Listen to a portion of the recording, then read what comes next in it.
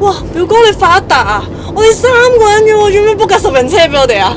唔係我發達，我老細發達啫。咁其實呢架車係我哋冬日咧為咗我哋一啲即係嚟緊民宿嘅住客啦，同埋我哋一啲嘅客戶咧去準備一個車隊嚟嘅。咁佢哋嚟到大阪玩嘅時候就隨時可以用到。哦，係啊，我朋友 Reens 咧第一次嚟住民宿啊。我都係第一次嚟大阪㗎咋。係，其實講真啦，如果揾到一間好嘅民宿去住嘅話咧，體驗係一定會好過酒店好多嘅。真係？係啊。有咩分別啊？其實？起碼佢可以俾到個家嘅感覺你先啦。譬如你話如果煮嘢食嘅，你酒店冇得煮嘢食噶嘛。咁但係如果你民宿嘅話，你就可以有煮嘢食嘅一個體驗喺一邊啦。哇！咁真係好似一個家嘅感覺。係啊。咁但係冇理由次次都揾你 book 噶嘛。如果我自己 book 可以點先？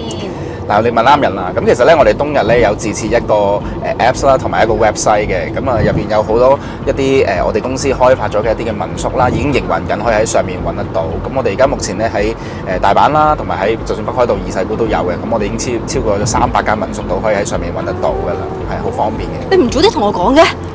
我點知你唔知啫？你又冇講？咦，咁我哋今次住邊區啊？總之又靚又方便啦。我要近地鐵站喎。放心啦，一定好近。好嘢。